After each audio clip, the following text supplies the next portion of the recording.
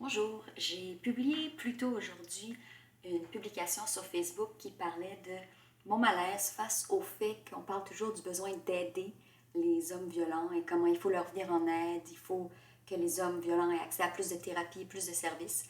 Et j'ai fait une petite publication qui a généré quand même pas mal de réactions, puis je voulais revenir là-dessus. C'est une vidéo entièrement spontanée. Si j'étais game, j'aurais fait un live, mais je suis pas encore tout à fait rendue là. Fait que c'est juste une petite vidéo spontanée pour réagir. Donc, dans le fond, ce que j'ai dit, c'est que quand on parle d'aider les hommes violents, c'est important de penser au vocabulaire qu'on emploie. Pourquoi on ne parle pas d'aider les victimes et de responsabiliser les hommes violents ou d'intervenir auprès des hommes violents? Quand on dit qu'il faut aider les hommes violents, il y a deux choses. Vraiment, on les place comme des victimes. Euh, il faut leur venir en aide. Genre, c'est bien triste, ils sont en train de contrôler et de tuer leur conjoint. Il faut vraiment qu'on les aide sur genre. Non, c'est aux victimes qu'il faut venir en aide. Et peut-être qu'une façon de venir en aide, c'est d'intervenir auprès des hommes violents, mais c'est pas pour aider les hommes violents. Ou en tout cas, moi, c'est pas ma priorité. Et l'autre problème, c'est que on présente la violence conjugale comme une pathologie. Il faut aider les hommes violents parce que les hommes ne sont pas capables d'exprimer leurs émotions, ils ont des problèmes, sont dépressifs, ils n'ont pas les outils émotionnels, ils n'ont pas l'intelligence émotionnelle. Moi, je pense que c'est pas ça le problème de la violence conjugale. Mais c'est pas vraiment ça la question. C'est pas est-ce que c'est vrai ou est-ce que c'est pas vrai. C'est juste le discours qu'on utilise. Et je trouve que c'est un discours qui est problématique. Et il y a plusieurs personnes qui ont réagi, qui avaient aussi un malaise. On peut croire que c'est important de réhabiliter les gens, mais ça ne veut pas dire qu'il faut aider les hommes violents. On est en train de permettre aux hommes violents de se victimiser.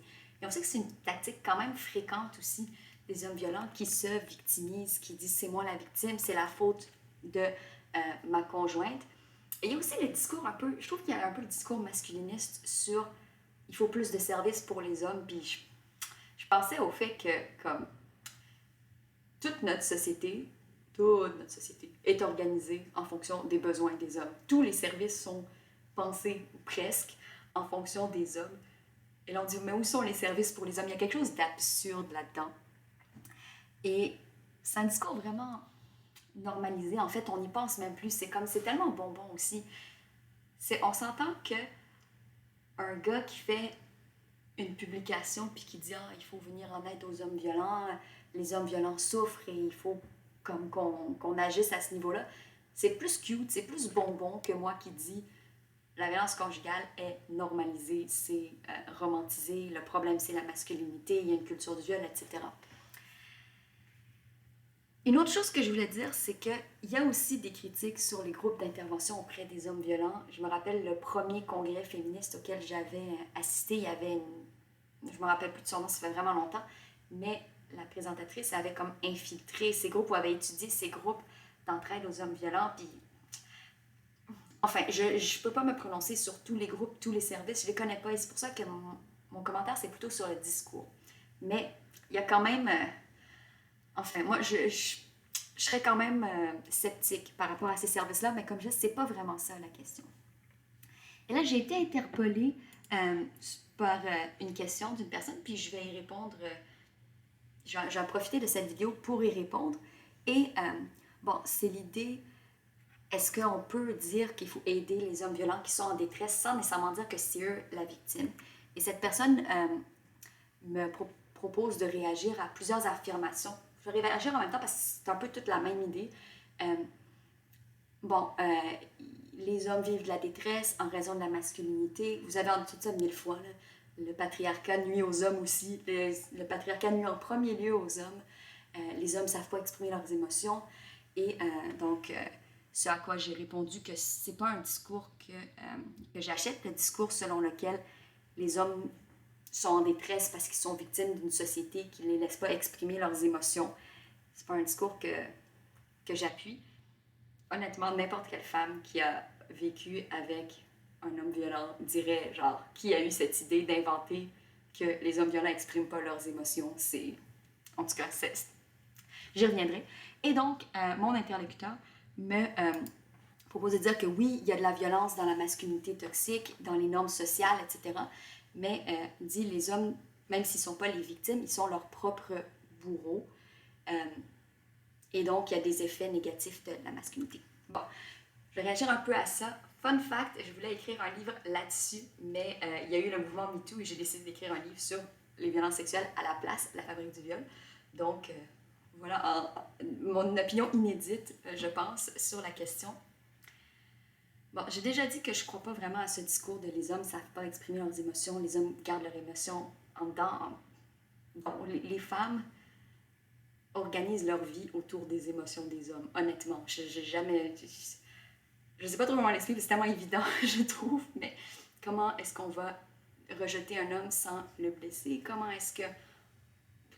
Les hommes sont extrêmement émotifs. Je veux dire, même pour une game de football, je veux dire, les hommes expriment leurs émotions. C'est juste que les émotions qu'ils expriment sont notamment de la colère, de la haine, du mépris. Et donc, différents groupes sociaux n'expriment pas toujours les mêmes émotions.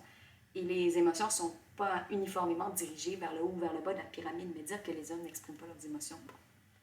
Mais la grande question, c'est est-ce que les hommes sont aussi victimes, autant victimes, également victimes du patriarcat?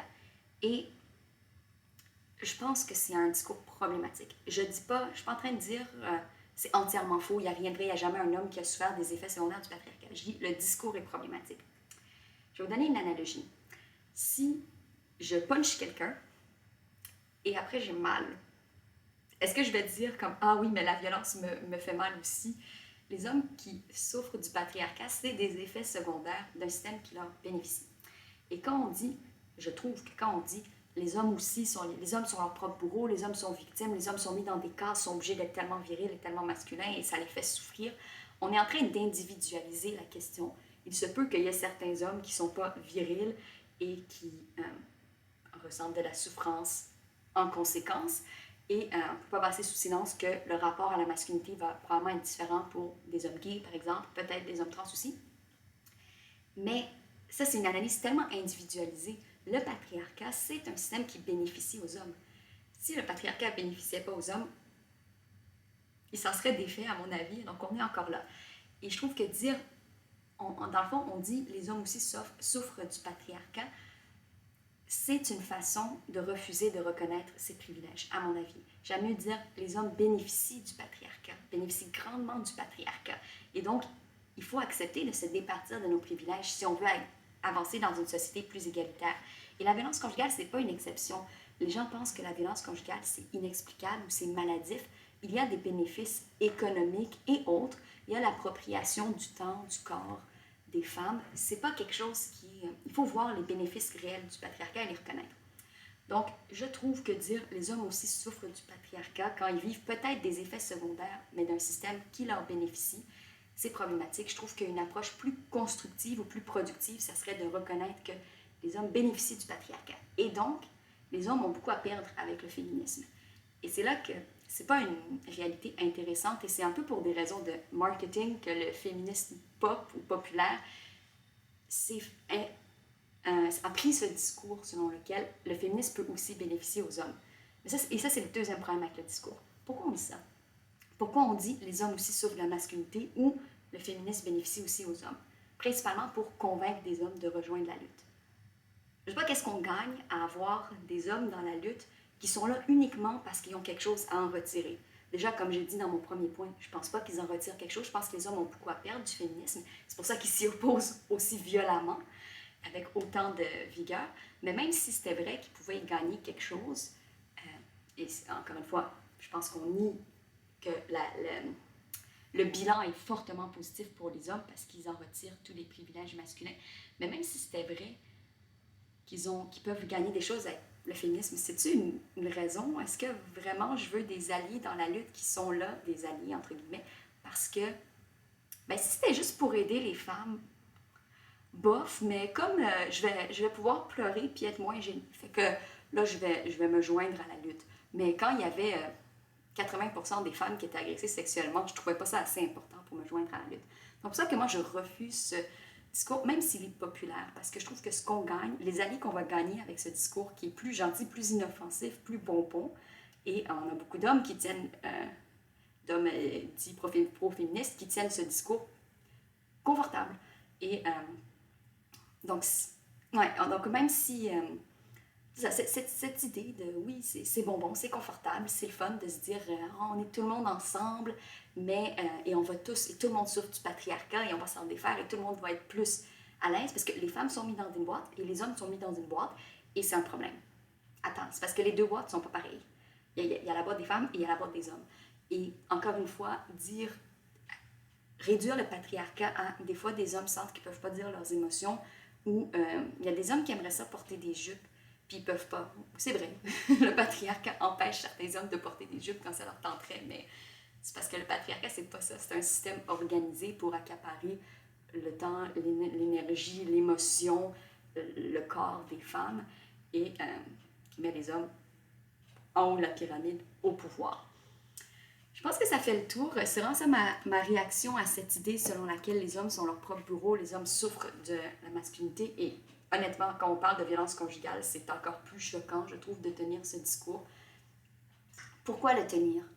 Pourquoi ne pas reconnaître que les hommes tirent des avantages de la violence conjugale? Et tant qu'on ne le reconnaît pas, la violence conjugale va rester ce phénomène incompréhensible. Et dans la littérature sur le contrôle coercitif, je pense au livre de Evan Stark, ce qui a popularisé ce concept de contrôle coercitif, dont on parle beaucoup récemment. Il dit il ne faut pas négliger le fait, les intérêts matériels dans la violence conjugale. Qu'est-ce que l'homme accapare chez la femme? Qu'est-ce que la classe des hommes obtient avec la violence conjugale? C'est pas juste des hommes qui souffrent et qui font ça pour une raison inexplicable. Je pense que je vais m'arrêter ici. J'espère que c'est plus clair un peu pourquoi est-ce que je rejette ce discours. C'est pas une question de dire, encore une fois, il n'y a jamais un homme qui a souffert d'un effet du patriarcat. C'est de dire, si tu veux être mon allié dans la lutte, j'aimerais beaucoup mieux te voir reconnaître comment tu bénéficies du patriarcat, plutôt que de dire qu'il faudrait arrêter la violence conjugale parce que les hommes en souffrent. Et si on veut combattre la violence conjugale, c'est pas de l'aide aux hommes violents qu'il faut apporter. D'ailleurs, je trouve que c'est un discours très très blanc parce que l'aide qu'on donne aux hommes violents, généralement, ils sont dirigés vers ces services-là, les groupes de soutien, après avoir commis des crimes et avoir été arrêtés. Et à cause de la réalité de la violence conjugale, on peut se douter qu'ils ont peut-être commis des dizaines de crimes avant de se rendre là, parce que la plupart des crimes ne sont pas dénoncés, la police ne fait rien, etc. Donc, des hommes qui ont commis plein de crimes et leur seule forme de leur responsabilisation, c'est pas qu'on les envoie en prison, c'est qu'on les envoie en thérapie pour les aider. Il y a quelque chose, et je ne soutiens pas l'institution de la prison, c'est une institution extrêmement problématique, mais je trouve qu'il y a quelque chose, il faut quand même réaliser de quoi on parle. On dit d'aider les hommes violents, qu'il faudrait donner plus de services aux hommes violents. Je préfère encore une fois un discours qui dit les hommes bénéficient de la violence conjugale, le patriarcat se maintient parce que les hommes en bénéficient, la violence conjugale est inscrite dans notre société en raison des bénéfices que les hommes en retiennent en tant que groupe, en tant que classe. Et il faut aider les victimes, il faut empower les femmes, il faut briser les privilèges masculins. Et si certaines interventions fonctionnent auprès des hommes violents, probablement il faudrait le prouver. Et ensuite, elles peuvent être menées, mais c'est certainement pas, je pense, qui devrait accaparer le discours, et surtout pas après autant de féminicides. Plein de femmes ont été tuées, mais le problème, c'est qu'il n'y a pas assez de services pour les hommes violents. Hey, il n'y a pas assez de services pour personne. L'accès aux services psychologiques sont vraiment pourris, c'est pas gratuit, etc. Et pourtant, les femmes qui peuvent avoir des problèmes de santé mentale, qui peuvent avoir des dépressions, et d'ailleurs, les femmes sont, depuis le début de la psychiatrie, plus diagnostiquées avec des problèmes de santé mentale que les hommes, et pourtant, elles ne tuent pas leur conjoint. En fait, les femmes tuent leur conjoint quand leur conjoint est violent. Donc, food for thought, comme on dit, vegan food for thought. Voilà donc le pourquoi de mon inconfort face à un certain discours féminisme confortable qu'on tient suite au féminicide. À la prochaine!